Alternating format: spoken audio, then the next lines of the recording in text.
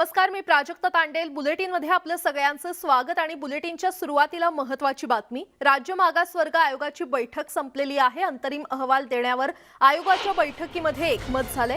दरम्यान या संदर्भात 4 तारखेला आणखी एक बैठक होणार आहे. त्यानंतर मागासवर्ग आयोग अंतरिम अहवाल सरकारला सादर करणार आहे. 8 फेब्रुवारीच्या सुनावणी आधी अंतरिम अहवाल राज्य सरकारला पाठवला जाणार असून या संदर्भात बैठकीमध्ये एकमत झालेलं आहे. त्यामुळे आता ओबीसींचं राजकीय आरक्षण परत मिळण्याचा मार्ग मोकळा झालाय.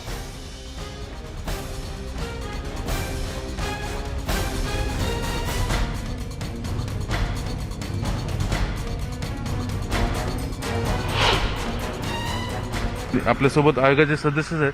सर, मला सांगा, बैठकीत काय चर्चा झाली? सगळे ओबीसींचे डोळे लागले तुमच्याकडे. माननीय सर्वोच्च न्यायालयाच्या आदेशानुसार राज्य सरकारने त्यांच्याकडे असलेली सर्व कागदपत्रे आणि अहवाल हे राज्य मागासवर्ग आयोगाकडे सबमिट करायची होती.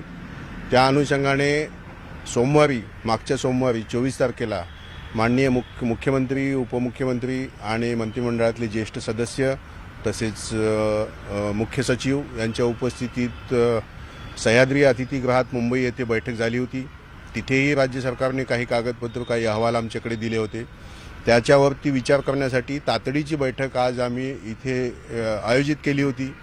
आम्ही राज्य शासनाने दिलेल्या प्रत्येक कागदपत्र, अहवाल आणि माहितीचा आज विश्लेषणात्मक अभ्यास केलेला आहे.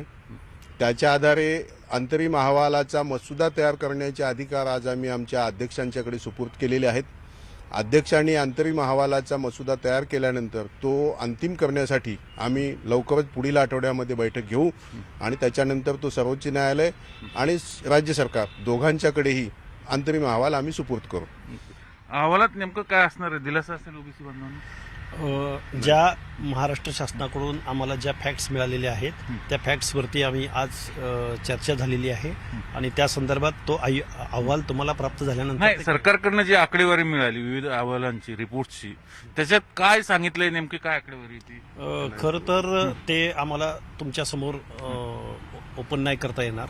आम्हाला जी माहिती मिळालेली आहे त्या माहितीच्या आधारे आम्ही त्या अहवालामध्ये विचाराधीन आहे आणि ते सर्व अधिकार आमचे अध्यक्ष आणि आयोग घेईल. आयोग सरकारला अंतरिम अहवाल देणार, थोडक्यात हे जवळपास निश्चित आहे. हे निश्चित आहे. सुप्रीम कोर्टाच्या निर्देशानुसार अहवाल देण्याचं निश्चित. 8 तारखेला सुनावणी आहे पुढची. त्याच्या आधी आणखीन एक बैठक होईल की अहवाल देणार? साधारणपणे 4 तारखेला तशी बैठक होईल आणि त्या बैठकीमध्ये आमचे अध्यक्ष पूर्ण आयोगाच्या सर्व सदस्याच्या बैठकीमधून अध्यक्ष तसा निर्णय घेतील. सर, काय सांगाल तुम्ही? सरकारच नाही, सगळ्या ओबीसी बांधवांचे डोळे लागलेत आपल्या अंतरिम अहवालाकडे, कारण त्याच्यावरच ओबीसींचं राजकीय आरक्षण अवलंबून असणार आहे परत मिळण्याचं. मी निवृत्त न्यायाधीश चंद्रलाल मेश्राम, आमचे सहकारी ज्येष्ठ विधिज्ञ किल्लारीकर आणि आमचे सहकारी हाके सर यांनी जी माहिती दिली आहे त्याला जोडून मी सांगतो आहे की हा अंतरिम अहवाल असणार आहे.